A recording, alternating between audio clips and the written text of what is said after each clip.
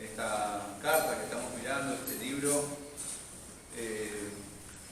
Hechos capítulo 1, por la gracia del Señor, ya estamos finalizando este capítulo, ¿sí? Miren, el Señor nos ha guardado todos estos domingos, nos ha permitido apreciar a nuestro Señor, y es así como lo vamos a ver a lo largo de todo el libro, si el Señor nos da vida, como ese Jesús, Señor y Salvador, ese Cristo, ese Mesías prometido. Ahora ya, con todo lo que tenía que hacer, lo cumplió a la perfección, pagó el precio, pagó toda la deuda, fue saldada la deuda y fue ahora la ofrenda acepta. Estuvo con sus discípulos durante 40 días, hablando con ellos, hablando del reino, y también después de eso muchos de ellos debieron ser recibidos arriba en gloria, ¿sí? Y gracias a Dios que pudimos apreciar todas estas cosas. Y también hemos comenzado a ver ese andar puro de la iglesia del Señor, donde no había contaminación, ni variaciones de pensamientos, ni otros vientos de doctrinas dentro de la iglesia misma que perturbaran esa comunión, que perturbaran o ¿cómo le voy a decir? O que quisieran manchar el Evangelio.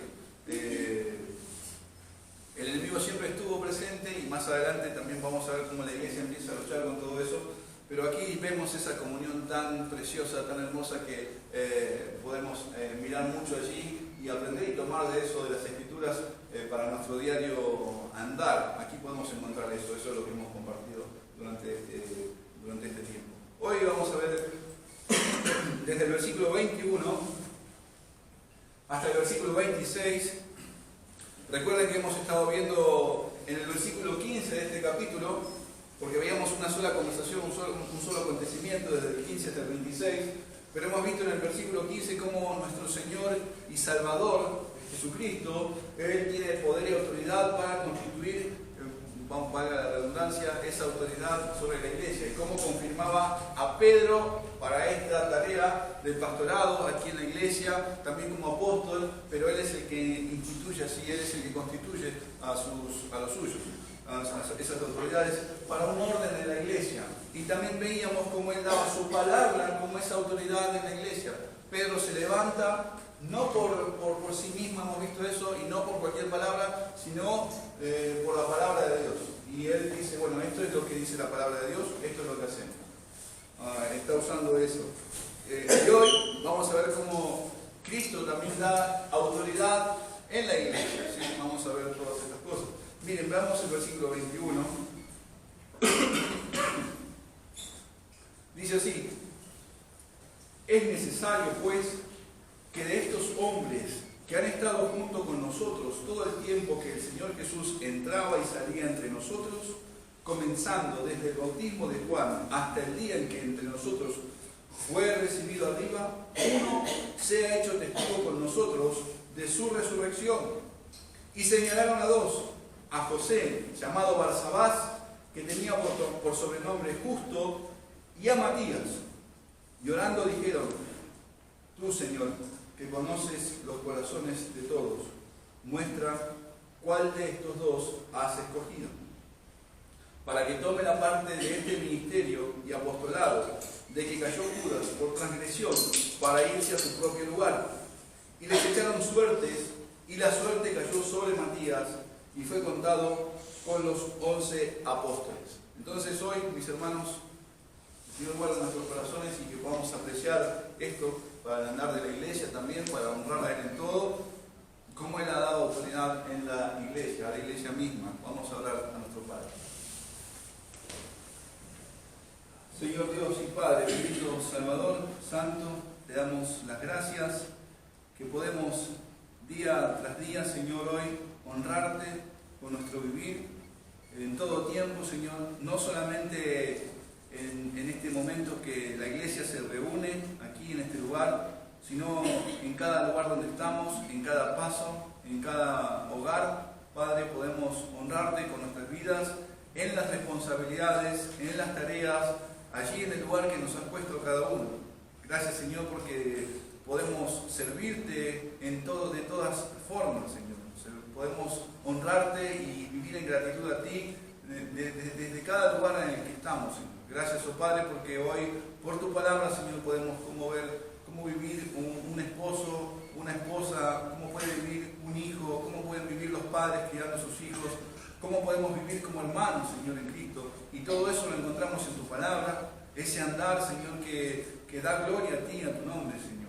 Gracias porque tu Hijo Jesucristo hizo todo esto posible, el hecho de poder andar en estas obras que tú habías preparado, Señor, desde tiempos atrás, obras que ahora las hace tu pueblo, ese pueblo celoso, Señor, de esas obras para la gloria de tu nombre. Gracias, oh Padre, porque esto lo has hecho posible así en Cristo y nos encomendamos a Él. Te ruego sabiduría para poder compartir con mis hermanos, amor también, y que pueda sobrar en cada corazón para tu gloria. En el nombre de Jesús oramos. Amén.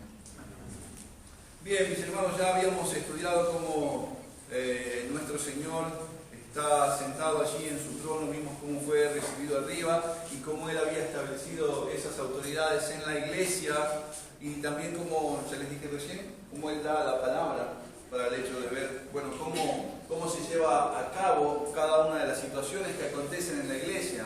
¿Por qué Pedro puede levantarse y decir esto, y por qué todos pueden someterse a lo que está hablando Pedro? Bueno, hemos visto porque el Señor lo constituye como autoridad en la iglesia, y no por él mismo. Él dice, bueno, este va a ocuparse de pastorear, de cuidar ese rebaño que yo tengo, y no que el Señor no pueda hacerlo desde donde está, no que Él se quedara corto en su poder, sino que Él lo estableció así, de que cada uno pueda llevar esa gracia de Dios para ministrar a los demás.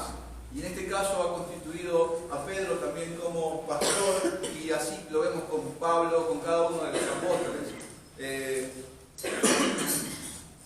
Y vamos a ver hoy más ejemplos también. No nos vamos a quedar solamente con ese servicio que el Señor ha puesto. Vamos a encontrar más en el cual, como mencionaba recién en la oración, Dios nos ha dado la gracia de poder servir al Señor en cada área de nuestra vida, ¿sí? En cada área de nuestra vida. Entonces, cuando nos encontramos en las Escrituras con los ejemplos que nos da acerca de la iglesia del Señor, acerca de nosotros, de cada uno de nosotros, vamos a ver que la Escritura hace ejemplos acerca de ese esposo y esa esposa, ¿sí? Habla de ese esposo y de esa esposa, habla de ese cuerpo con una cabeza, habla de ese edificio firme, cuyo arquitecto es Dios, edificado sobre un fundamento sólido, el cual es Cristo. Entonces encontramos esa analogía, ese ejemplo de cómo ver lo que Dios está haciendo. Pero algo que tienen en común todas estas cosas es que llevan un orden, mantienen un orden, porque el que hizo todas estas cosas, el que lleva adelante esta obra, esta tarea, es Dios, es el mismo Señor. Él es el que la ha establecido, Él es el que lo ha hecho así. Y como dice la palabra también, Dios no es un Dios de confusión, sino es un Dios de paz, es un Dios de orden. Él ha sido establecido. Entonces, si vemos el ejemplo de ese esposo y esa esposa, vemos una armonía, un orden llevado a cabo, porque Él es la cabeza, Él es el que va haciendo todo lo que tiene que hacer a la perfección, Él es el que hizo todo lo que requería. Y vemos ese andar en un mismo sentir, en una sola carne, ¿sí? Lo vemos así a la perfección entre Cristo y su iglesia. Y si pensamos, bueno, un ejemplo lo cito en Efesios capítulo 5, Pablo hablando a los hermanos, animando a que se puedan someter unos a otros, dice, las casadas estén sujetas a sus propios maridos como al Señor, porque dice, porque el marido es cabeza de la mujer, así como Cristo es cabeza de la iglesia, la cual es su cuerpo. Ahí tenemos el ejemplo que les hablaba recién, y Él es su Salvador, ¿sí? También encontramos, si pensamos en ese edificio, nos trasladamos otra vez a Efesios, y el apóstol Pablo, inspirado por el Señor, dice que ese edificio está siendo edificado de una forma pareja, ordenada, y la cual lo está haciendo el Señor, y usa a cada uno de los suyos, a esos hombres, colaboradores de Dios, para llevar a cabo esta tarea, ¿sí? Y Pablo dice, edificado sobre el fundamento de los apóstoles y profetas, siendo la principal piedra de ángulo Jesucristo mismo, en quien todo el edificio bien coordinado va creciendo para ser un templo santo en el Señor, en que vosotros también sois juntamente edificados para morada de Dios en el Espíritu. Entonces, tengamos el ejemplo que tengamos en las Escrituras, vamos a ver ese orden y cómo el Señor lo está llevando a cabo a la perfección. Él es el que comenzó la buena obra en vosotros y la perfeccionará hasta el día de Jesucristo. Él es el que está haciendo esta tarea. Y el pasaje que nos toca hoy no es la excepción, nos sigue hablando de ese orden, de cómo Él está llevando a que la iglesia pueda caminar bajo su dirección, ¿por qué? Porque si vemos lo del cuerpo, la cabeza es Cristo. Entonces todo lo que Él ha determinado, todo lo que Él ha dejado en su palabra, lo lleva a que nosotros podamos hacerlo, ahora que hemos sido librados de la esclavitud del pecado y podemos responder a esa justicia. Entonces, ahora sí somos miembros de un mismo cuerpo cuya cabeza es Cristo. Y también nos dice la Escritura que tenemos la mente de Cristo y podemos llevar adelante esta tarea. Entonces, lo que está haciendo el Señor acá, cómo está dando orden, cómo está llevando a que las autoridades se conduzcan, cómo está llevando a que podamos tener la palabra en alta estima para honrar al Señor con ella, cómo está llevando a la iglesia para conducirse. Eso es, vemos esa obra de nuestro Señor. Él es un Dios de orden y así lo está llevando a cabo. Encontramos allí a ese, como mencionaba recién en el ejemplo de Efesios, ese arquitecto que va haciendo todas las cosas bien coordinado. Me llama la atención cuando dice así, bien de una forma bien armoniosa. El Señor tiene esta obra. Y es así, mis hermanos, que hoy nos encontramos mirando ese precioso orden en su iglesia, ese andar puro según Cristo y no nosotros. Entonces, vuelvo a lo mismo, quizás ya lo dije, pero todo lo que vemos acá no es el parecer de Pedro, no es el parecer de la iglesia, no es un capricho del hombre lo que se está dando, sino que es según como Cristo estaba dando que su iglesia pueda andar en este mundo para darle gloria a Él, para que se pueda ver en ella los atributos del Señor también, para que se pueda ver la gloria de Dios, para que el reino y el evangelio se siga expandiendo como hoy compartíamos y anunciar sus virtudes, ¿sí? Anunciar sus virtudes. Así que podemos ver todas estas cosas, mis hermanos. Si bien es cierto que vamos a ver que tenemos autoridad como iglesia, lo que quiero preguntarme es, bueno, ¿cómo ejerce la autoridad esa iglesia? ¿Cómo es que la iglesia ejerce esa autoridad? ¿De qué se trata? ¿Cómo lo lleva a cabo? ¿De qué está hablando? Bueno, una de las características que vamos a encontrar acá es que ¿cómo ejerce la autoridad en lo que el Señor le ha dado? Bueno, unánimes, ¿sí? Eso es lo que vamos a ver. Segundo, que están buscando los intereses del Señor, están buscando al Señor para llevar a cabo esa voluntad. Y tercero, que están buscando que el Señor sea honrado en todo lo que van a hacer. Eso es lo que encontramos aquí en este pasaje. Por eso vuelvo a lo mismo. Vamos a ver un proceder puro de nuestro Señor Jesucristo, obrando en personas que murieron a sí mismos, ¿sí? Y se negaron a sí mismos y que ahora responden a aquel Salvador que se dio por ellos, aquel Salvador que se dio el rescate por ellos. Entonces, ahora el amor de Cristo constriñe sus vidas y los lleva a decir, Él murió por mí, yo debo responder a Él, mi vida le debo a Él. Entonces, están todos en ese mismo sentido, ¿sí? Vimos a un Pedro ejerciendo ese deber conforme a la gracia que le fue dado en Cristo Jesús, tomando la palabra como autoridad para hablar, guiando a los hermanos para hacer conforme a como estaba escrito. Ese es el ánimo de Pedro puesto como autoridad. No es que se levantó con un señorío y les dijo, miren ustedes, van a someterse a mí mismo porque yo soy Pedro, ustedes saben mi testimonio pasado, saben cómo fui, y aquí yo va a hacerse lo que yo digo, sino que este hermano, constituido por el Señor, se levanta, toma la palabra y le dice, miren hermanos, todo lo que aconteció era necesario que se cumpliese conforme a como estaban en las Escrituras. Y esto es lo que estamos viviendo cada uno de nosotros. Esto es lo que acaba de pasar tiempo atrás. Esto es lo que acaba de pasar hace unos días. Y empieza a hablar acerca de lo que han vivido.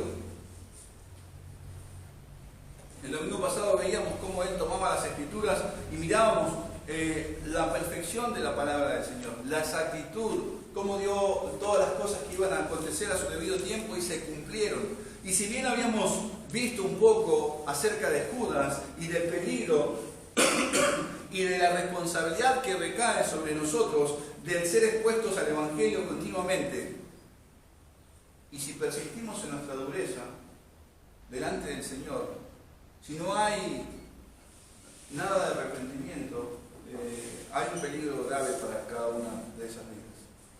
Si no hay ese sentir de quebrantarme ante esa palabra, de temblar ante esa palabra, de temblar ante mi Señor, hay un riesgo para la vida de todos aquellos que son expuestos una y otra vez al Evangelio. Hay un riesgo.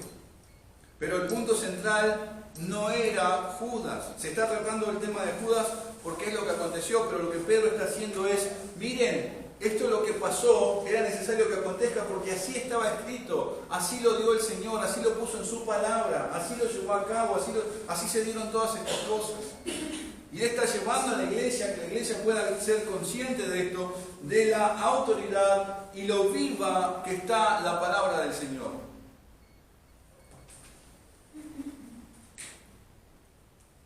El Espíritu Santo llevó a Pedro a decir, miren, era necesario. Y ahora en el versículo 21, conforme a ese era necesario, dice, es necesario. Vimos por las Escrituras todo lo que aconteció, vimos que la voluntad del Señor, cómo se fue dando y cuáles fueron las cosas que acontecieron. Por lo tanto, ahora teniendo la convicción por la palabra de Dios de que eso fue así, bueno, esta es la responsabilidad que tenemos nosotros. ¿Y qué es lo que era necesario? Bueno, tomen otros oficios. Y la iglesia tenía que mirar por esto, velar por esto de que se esté dando así para honrar también al Señor. Entonces, conforme a lo que estaba escrito, es necesario que hagamos esto. Este es el ánimo de Pedro, a que cada uno de nosotros podamos hacer lo que nos corresponde como parte de ese cuerpo, como miembros de un mismo cuerpo en Cristo Jesús. Entonces, si algo se nos es mostrado, si somos confrontados por las Escrituras y algo vemos, esto trasladado hoy en día a nosotros ahora, ¿no? Si algo somos confrontados por la palabra y vemos que ese es el andar digno, que trae gloria a Dios, que Él es honrado y que vamos a estar en un mismo sentir, bueno, no hay muchas excusas o no hay más vueltas que poder dar. ¿Por qué? Porque estamos hablando de que el Señor Jesucristo ha puesto esas autoridades y el Señor mismo ha dado la palabra misma, es su palabra, viene de Él para poder hacer lo que honra a Él. Entonces no hay vuelta que podamos dar. Y eso es lo que tenemos que ver, mis hermanos, de poder estar en ese mismo sentir, como lo vemos aquí en la iglesia, acá, como estamos acá en este pasaje. Unánimes. El hecho de estar unánime, mis hermanos, habla de que Pedro, como les dije recién, no lo hace por sí solo. O sea, no se levanta diciendo, miren hermano, esto es una idea mía, ya hemos mencionado esto anteriormente, sino que hace partícipes a los hermanos al decirles que es necesario, hagamos esto hermanos, miren, tenemos que ver esto, lo que dice su palabra, miren, así está escrito, tome otros oficios.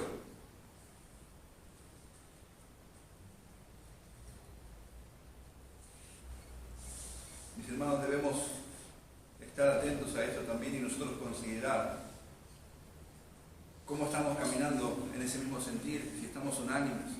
Dice la Escritura que cuando estábamos comenzando este tiempo de predicación en Hechos, en el versículo 15, en aquellos días Pedro se levantó en medio de los hermanos y los reunidos eran como 120 en número, ¿sí? 120 personas. Todavía no había aumentado el número, pero había 120 personas. Y hablábamos hoy, ¿se acuerdan? Antes de cantar un himno pensaba el hecho de que solo Dios, su gracia, puede hacer de que cada uno de nosotros, con diferentes edades, de diferentes lugares, con diferentes maneras de pensar, con un bagaje de pecado cargando cada uno de nosotros, Él pueda limpiar todo eso y llevarnos a estar en un mismo acuerdo, en un mismo sentido. Solamente el Señor puede hacer eso. Y no lo hace por una idea de uno, por un sentir de uno, por un pensar de esto, sino que lo hace por la obra de Cristo, por su poder y eficacia que tiene ella en cada uno de nosotros, que lleva al creyente a morir a sí mismo, a despojarse de sí mismo y decir, no, este no es el proceder que agrada. Ya bastante testimonio tengo con mi manera de vivir pasada que no fue acorde a la voluntad de Dios. Ahora quiero someterme a ese andar que es digno del Señor. Entonces encontramos a 120 personas que están en un común acuerdo para poder honrar al Señor. Están unánimes. Eso quiere decir, estar unánimes, se juntan en uno, están así, ¿sí? Un solo cuerpo, un mismo sentido. Esto nos habla, mis hermanos, de ese carácter que ha muerto en cada uno de nosotros. Si hemos nacido, si hemos resucitado con Cristo Jesús, ya no pueden persistir nuestras ideas y nuestro perecer para vivir por nosotros, en nosotros mismos, sino según la mente de Cristo. Entonces, ya con ese sentir, sucede algo en medio de la iglesia, se plantea la situación y la iglesia, en un mismo sentir, se dispone de corazón para tratar esta situación X con las Escrituras. Y es lo que está pasando acá. Pedro plantea la situación, mire esto es lo que pasó, y la iglesia, en un mismo sentir, acompaña en eso para hacer, bueno, esto es lo que agrada al Señor, vamos, hagamos esto.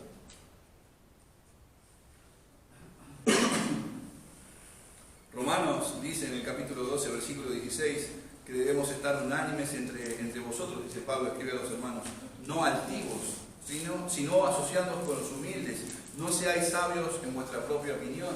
Y otra vez estos versículos así nos hablan de una negación a nosotros mismos. La iglesia del Señor, mis hermanos, se conduce de esta forma así, unánime. Están buscando no lo suyo propio, están buscando lo de Cristo. Están buscando agradar al Señor. Y cada uno de nosotros debemos velar de que estamos en ese sentir.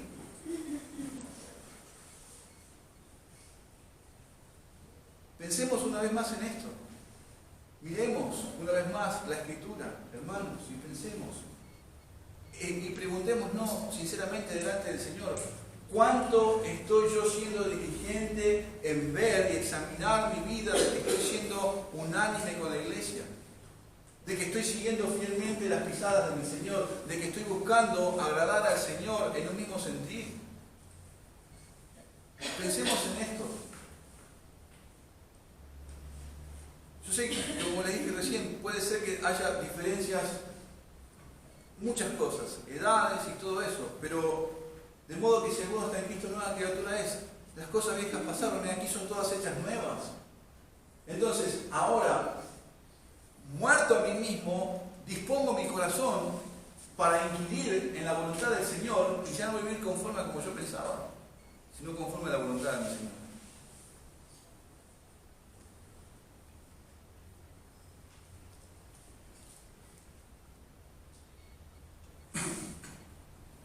Esto tiene que ir siendo dejado de lado, mis hermanos, y morir a nosotros mismos, despojarnos de todo eso, de esa vieja manera de pensar, o quizás puede ser que antes lo veíamos, esto, y uno no lo veía y bueno, el Espíritu Santo viene, obra y ahora nos convence por la palabra y dice, sí, es cierto, che, la iglesia de Cristo está unánime, su andar es unánime, es un mismo sentido. Antes no lo había considerado. Entonces puede pasar esas dos cosas, pero de una u otra forma, si somos convencidos, busquemos, roguemos al Señor y examinemos nuestros pasos de que estemos andando así de esa forma. La carta a los hermanos en Filipos habla mucho de esto, ¿sí? Habla de ese mismo sentir. Y pienso en una de las palabras que usa Pablo cuando él dice que nada haga por contienda y vanagloria a los hermanos. Y justamente eso es lo que agrada a nuestra carne. Eso es lo que estamos habituados a hacer todas las cosas. Fíjense que examinemos nuestro proceder. Yo a veces me pongo a pensar y digo, cada vez que leo este pasaje, me lleva a mirar y a pensar en cada cosa que voy a hacer. Como ayer veíamos, ¿no? Que hoy inclusive lo compartió Mariano en el Salmo 26, versículo 2, examina mis más íntimos pensamientos y mi corazón, la disposición a la cual se pone el varón ahí delante del Señor. Y Pablo escribe acá que nada hagamos por contienda y por vanagloria. ¿Por qué? Porque eso suele generarse en nuestro corazón. Eso suele pasar, esas son cosas con las cuales estamos constantemente y a veces salen de nosotros y todo lo que hacemos lo hacemos por contender o por vanagloriarnos nosotros mismos, por buscar lo nuestro propio y no estamos siendo diligentes en ver, che, estoy andando como anda la iglesia, estoy en el mismo sentido de la iglesia de Cristo. Me lleva a pensar mucho esto, mis hermanos, de verdad. Miren, nada hagamos por contienda y vanagloria. Y vuelvo a decir, si nos ponemos a examinar en nosotros, miremos si en verdad las motivaciones con las cuales hacemos todas las cosas, hay estas cosas, vamos entonces a arrepentirnos. ¿Sí? Porque ya la iglesia propone para hacer algo, pero resulta que uno dice, no, a mí me parece que, y ya inmediatamente lo primero que brota de nosotros es, bueno, no, yo quiero tener la razón. Ya ahí hay contienda, a mí me parece que es así. Pero si todos nos sometemos a la palabra del Señor y buscamos a nuestro Señor, hay el mismo sentir. Pero para eso es necesario que nosotros podamos arrepentirnos y negarnos a nosotros mismos y buscar lo que es de Cristo.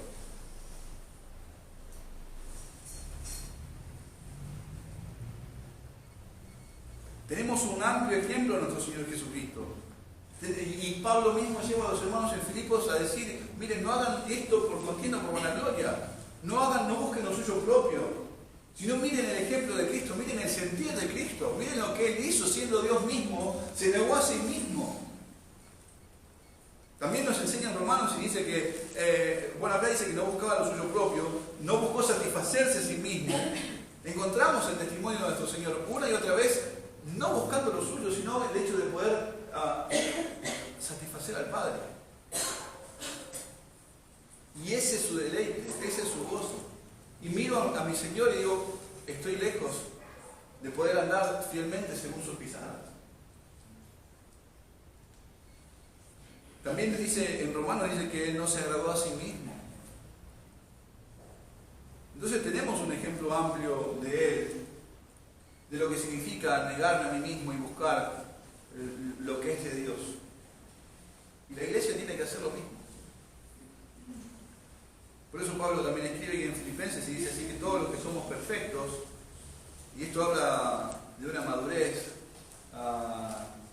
no total, no completa, ya estando en gloria, sino el hecho de lo que vamos creciendo cada día a medida que vamos creciendo en esa gracia y en el conocimiento del Señor. Entonces todos los que seamos perfectos, esto mismo sintamos. Y si otra cosa sentís, esto también os lo revelará Dios. Pero en aquello que hemos llegado, sigamos una misma cosa, sigamos una misma regla, dice, sintamos una misma cosa.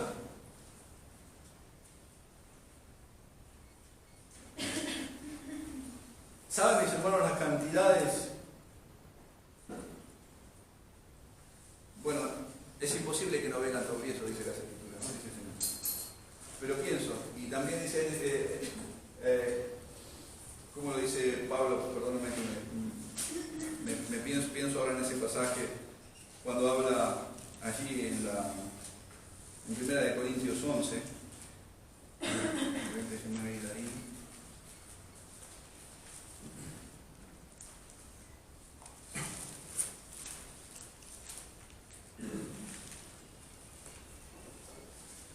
Dice el versículo 19, porque es preciso que entre vosotros haya disensiones, para que se hagan manifiesto entre vosotros los que son aprobados.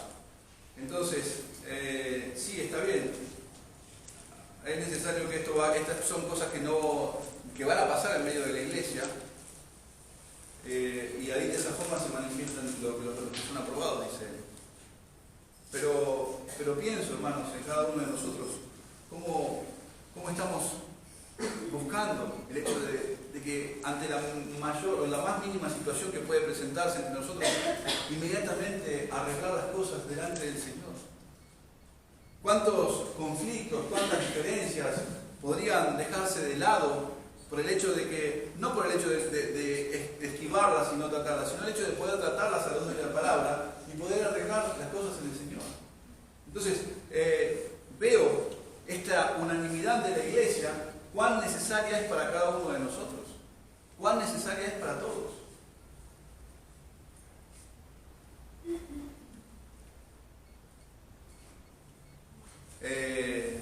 Entonces, en esa misma sintonía, Pedro guía a los hermanos a hacer conforme a la palabra de Dios, y esta disposición tiene que ver por el hecho de que están en Cristo.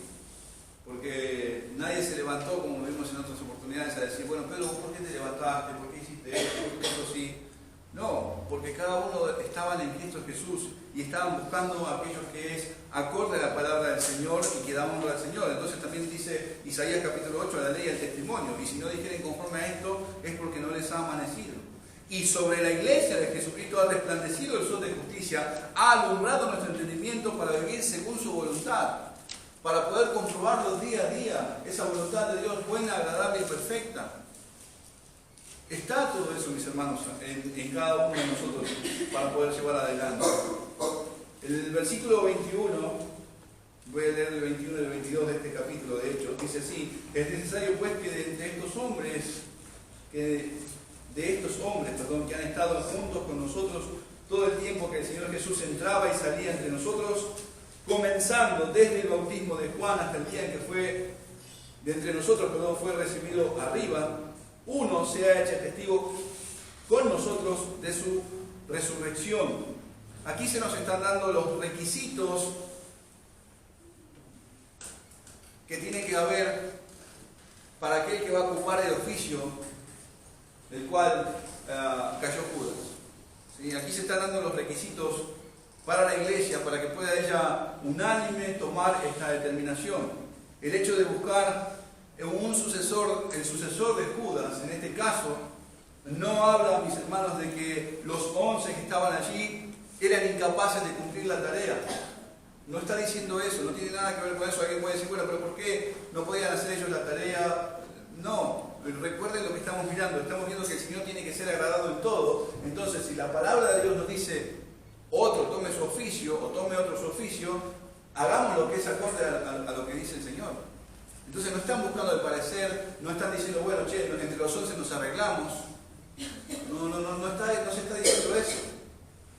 Sino que están buscando agradar al Señor en todo.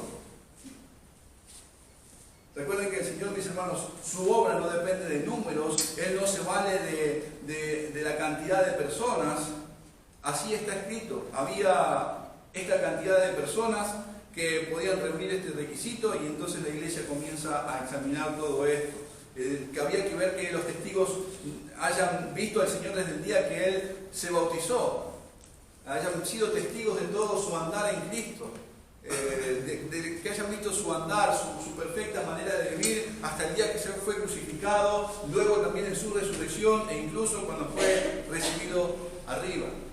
Y es muy necesario que el testigo haya visto todas estas cosas, por el hecho de que después el Evangelio, el testimonio de los apóstoles, está centrado en esto, en su resurrección, en la resurrección de Jesucristo, y por eso nuestra fe no es vana, por eso ellos empiezan a anunciar el arrepentimiento. ¿Por qué? Porque Cristo hizo posible todo esto, derrotó la muerte en la cruz, se levantó victorioso sobre ella y nos abrió un camino vivo y verdadero delante del Padre. Esto es a través de su carne, mis hermanos. Esa ofrenda fue acepta en Él lo hizo posible. Entonces no es simplemente el hecho de decir, bueno, queremos a alguien que haya visto todas estas cosas y ya está. No, tenía que haber visto todo esto porque la resurrección tenía mucho que ver, era parte central del mensaje que ellos compartían, del Evangelio que compartían. Y es por eso que después vamos a encontrar a lo largo de las epístolas a ellos hablando todas estas cosas. Miren, si ustedes van a mirar cómo lo hacía Juan, y hemos visto estas epístolas en varias oportunidades, estos pasajes. Primera de Juan, en el capítulo 1, dice, lo que era desde el principio, lo que hemos oído, lo que hemos visto con nuestros ojos, lo que hemos contemplado y palparon nuestras manos tocante al verbo de vida, porque la vida fue manifestada y la hemos visto y testificamos, y os anunciamos la vida eterna, la cual estaba con el Padre y se nos manifestó. Lo que hemos visto y oído, eso os anunciamos, para que también vosotros tengáis comunión con nosotros, y nuestra comunión verdaderamente es con el Padre y con nuestro Hijo Jesucristo. Estas cosas os escribimos para que vuestro gozo sea cumplido. También el apóstol Pedro, animando a los hermanos a poner su confianza en lo que ellos estaban anunciando, ese es el fundamento que estaban poniendo los apóstoles y profetas, y dice, en el capítulo 1 de su segunda epístola, porque no os hemos dado a conocer el poder y la venida de nuestro Señor Jesucristo siguiendo fábulas artificiosas, sino como habiendo visto con nuestros propios ojos su majestad, pues cuando Él recibió de Dios Padre honra y gloria, le fue enviada desde la magnífica gloria una voz que decía: este es mi Hijo amado, en el cual tengo complacencia. Y nosotros oímos esta voz enviada del cielo cuando estábamos con Él en el Monte Santo. Entonces encontramos, mis hermanos, este testimonio, cómo ellos hablaban acerca del Señor. Eran personas que habían visto cara a cara con Él y habían sido partícipes de todo su andar. Y esto es lo que anunciaban. Había una unanimidad, mis hermanos.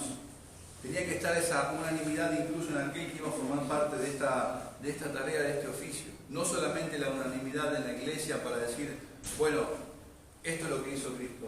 O no era necesario, no es que se requería alguien que, bueno, usted se convirtió con Cristo, venga, haga parte de esto. No, la persona tenía que estar unánime incluso en el testimonio que iba a dar del Señor. Tenía que tener ese mismo sentido, tenía que decir las mismas palabras de lo que había visto y oído los demás hermanos.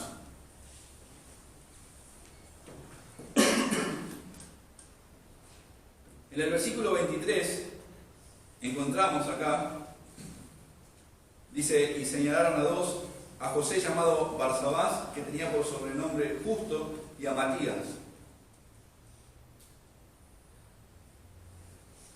Entonces, ¿qué es lo que hizo la iglesia cuando dijeron esto, cuando dijo esto Pedro?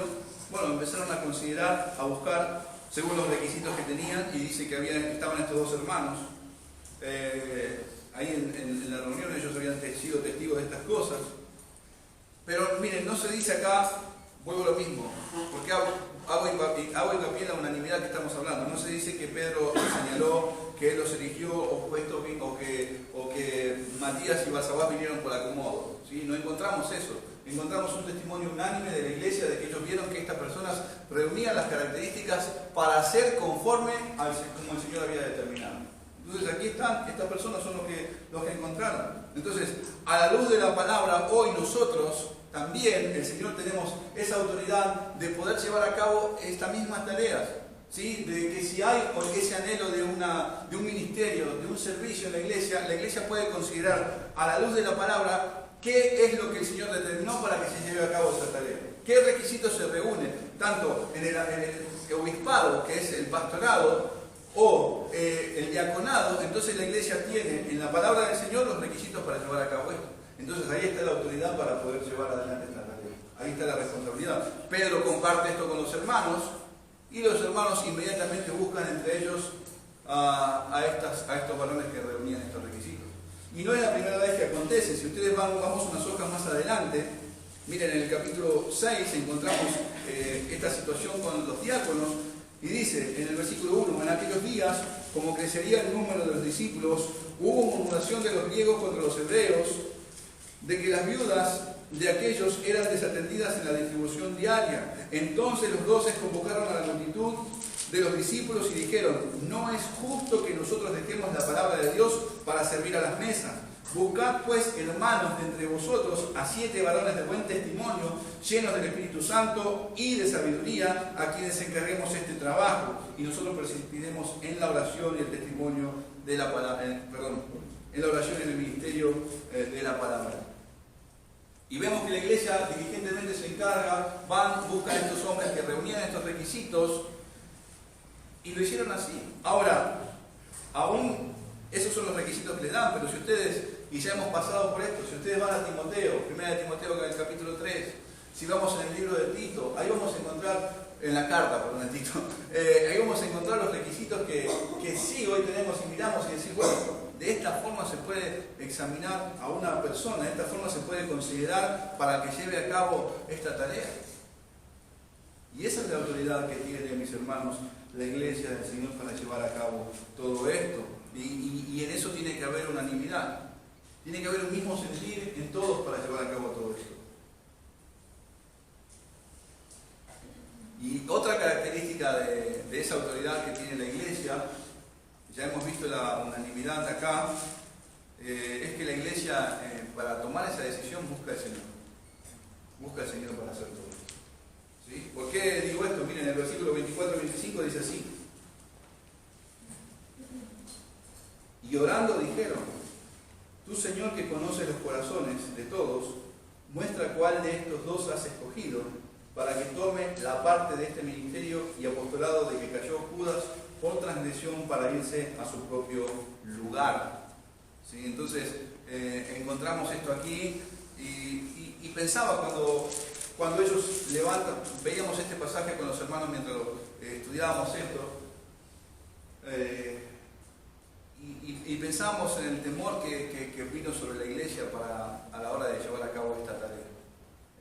¿Por qué les digo esto? Bueno, porque estuvieron durante tiempo compartiendo con alguien, este varón llamado Judas, y fíjense que ellos no se dieron cuenta de quién era Judas hasta el momento que Judas besa al Señor en el huerto de Getsemaní y entrega a los alguaciles y lo vende allí. Ellos no sabían, ellos no se dieron cuenta con quién estaban todos los días, con quién compartían todos los días. Entonces eso nos debe llevar a nosotros también hoy día a considerar todo el tiempo, no para mirar, aquel puede ser Judas, aquel puede ser... No estoy diciendo eso, mis hermanos. Pero sí el hecho de poder tomar en serio la responsabilidad que tenemos como iglesia y a la hora de que acontezcan todas estas situaciones, nosotros por la palabra de Dios podemos decir: bueno, Señor, lo que está a nuestro alcance, lo que hemos hecho está acá. Hemos visto según tu palabra, hemos visto que esto se reúne en cada uno de los hermanos que están para ser llamados al diaconado o para el pastorado. Hemos visto todas estas cosas. Hemos visto que este hombre es fiel e idóneo para llevar a cabo esta tarea. Pero no solamente se quedan con eso, sino que además buscan al Señor, ruegan al Señor. Y me viene a mente lo que Pablo escribe a Timoteo en el capítulo 5 de la epístola, y él le dice: te encarezco delante de Dios y del Señor Jesucristo y de sus ángeles escogidos, que guardes estas cosas sin prejuicios, no haciendo nada con parcialidad. Y en ese contexto está hablando acerca de cómo tratar con aquellos hermanos que están llevando adelante su tarea como pastores en medio de la iglesia, y allí los llama como ancianos. Y él les dice: no hagas nada con parcialidad, o sea que todo lo que vas a hacer, si hay alguien que se va a levantar, que no sea por favoritismo, que no sea por esto, por aquello, tenés que tener en cuenta eso. No haciendo cosas, dice, que guardes estas cosas sin prejuicios, no haciendo nada con parcialidad. No impongas con ligereza las manos a ninguno, ni participes en pecados ajenos, consérvate puro. Y un llamado es a que uno pueda estar atento a esta tarea que el Señor nos encomienda para andar en la iglesia del Señor, haciendo conforme a su voluntad, buscando del Señor sabiduría, orando a Él, mis hermanos. ¿Está bien que haya ese anhelo en los hermanos de poder participar del pastorado? Sí, está bien, mis hermanos. Está bien que alguien quiera servir y yo quiero hacer esta tarea que tengo acá. Me parece perfecto. Pero no por eso quiere decir que nosotros vamos a hacer las cosas por necesidad o porque esto voy a hacerlo de apurado o porque quiero hacerlo por preferencia, sino porque esto es conforme a la palabra del Señor. Entonces, hago las cosas conforme a la palabra del Señor, pero también voy a rogar a aquel que es el dueño de su obra para que nos guarde y nos ayude en lo que vamos a emprender. Consideramos siempre todo esto. No podemos considerar parte de la palabra y descuidar la otra. ¿Por qué? Vamos al ejemplo claro que encontramos con respecto al pastorado, ¿no? Supongamos que ahí le dice: no impongas con ligereza las manos a ninguno ni participes de pecados ajenos. Entonces hagamos de cuenta de que Timoteo pasó por alto, podría haber pasado por alto todos los requisitos que Pablo le menciona en el capítulo 3 y llaman al pastorado a alguien rápidamente, ¿sí? Entonces dan la señal de acompañamiento, la diestra de acompañamiento, y resulta que la iglesia se había olvidado de considerar todos los requisitos. Entonces, podemos considerar la palabra de Dios para esto, pero también no descuidar el resto de la palabra de Dios para llevar adelante esta tarea. Por eso la iglesia tiene esta autoridad para llevar a cabo esto. Y es muy importante, mis hermanos, que podamos velar y mirar todas estas cosas para el andar de la iglesia. en esa comunión sana. Y por favor, vuelvo a lo mismo, no centremos esto solamente en el hecho de alguien que fue llamado al pastorado. Miren, hablábamos el otro día y encontramos en Timoteo los requisitos para el servicio en todas las áreas de la iglesia. Entonces la iglesia está rogando, como el Señor Jesucristo les enseñó tiempo atrás, y dice: rogad pues al Señor de la mies que envíe obreros. No solamente están haciendo conforme a la palabra, sino que se encomiendan a aquel: Señor, tú que conoces los corazones. Durante tiempo convivimos con Judas, 3 años, y ahora nos enteramos con esto, o vemos todas estas cosas. Señor, ayúdanos, porque nuestra vista es débil, no podemos ver los corazones. Vos sos el que ves los corazones.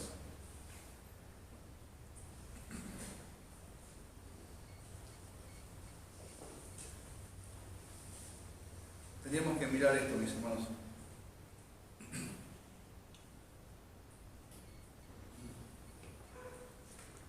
Hablábamos acerca de...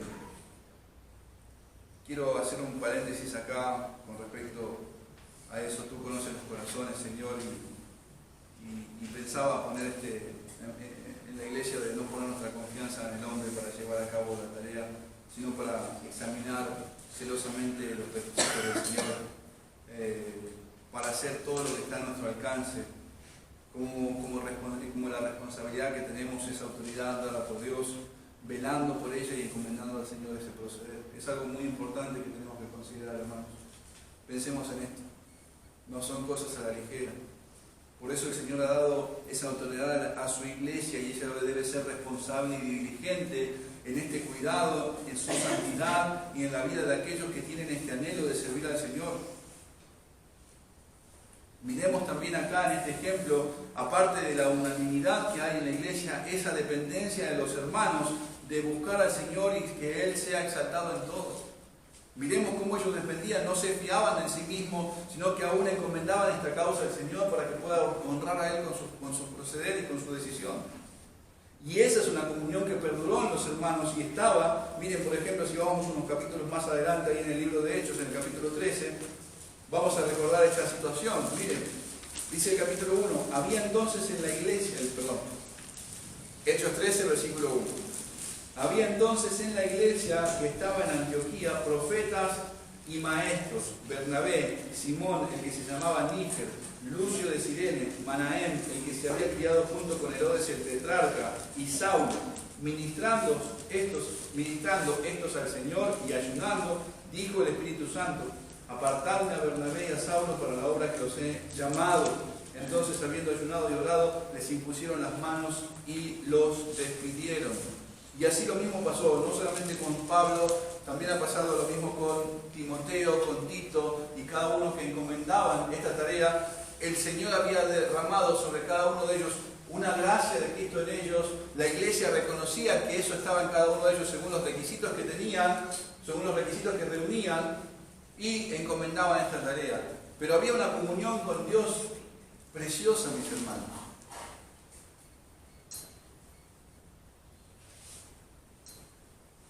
Entonces tenemos que pensar esto en esta unanimidad.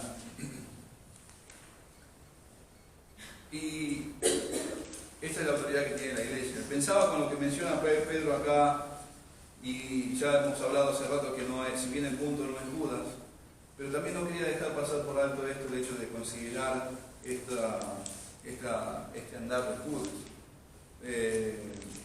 ¿Cómo fue el fin de este varón? Dice ahí Pedro: para que otro tome la parte de este ministerio apostolado que cayó Judas por transgresión, para irse a su propio lugar.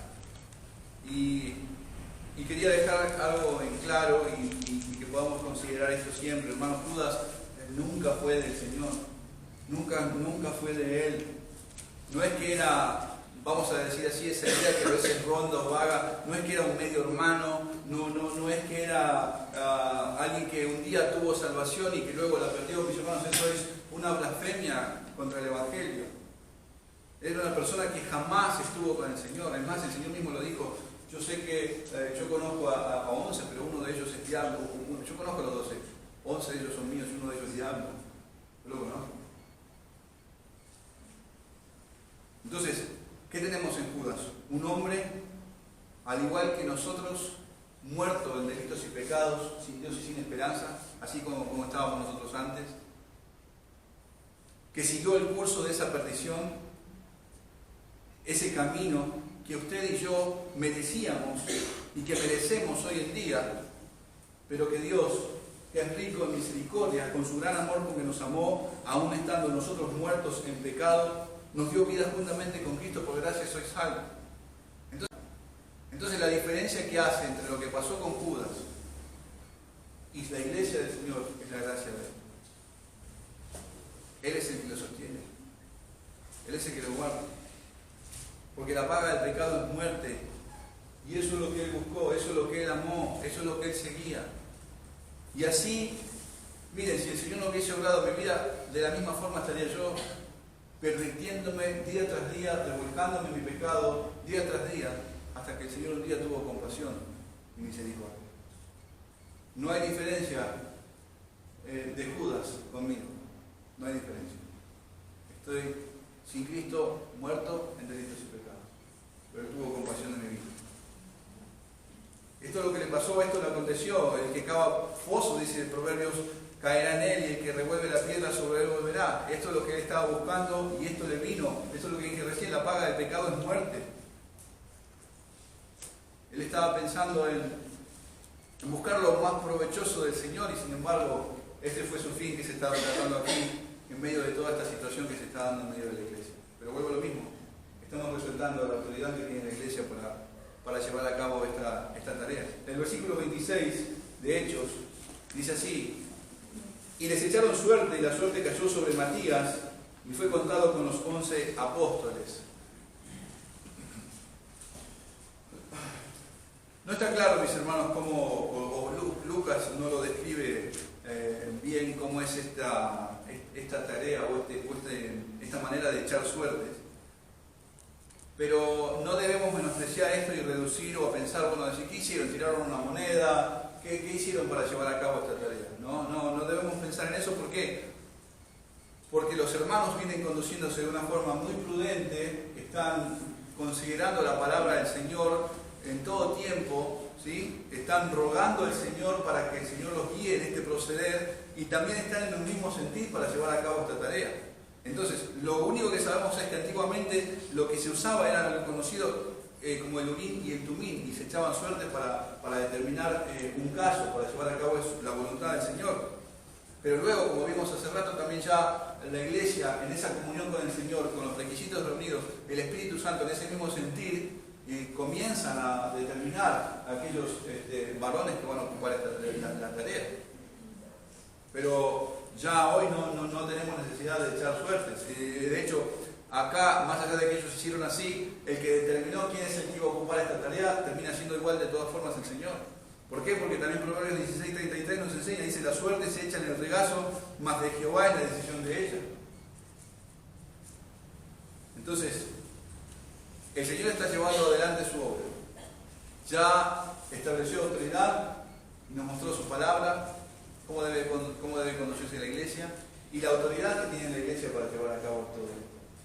Entonces, esta es una obra que está ya funcionando, está yendo para anunciar sus virtudes, para anunciar el Evangelio hasta lo último de la tierra. Aquí se está expandiendo todo eso, acá está siendo formado, así es el orden que va a llegar a la iglesia. Y ruego al Señor, rogamos al Señor de que ese andar que vemos aquí, nosotros, por amor al Señor, podamos seguir siguiendo fielmente, ¿sí? Valga la redundancia de seguir.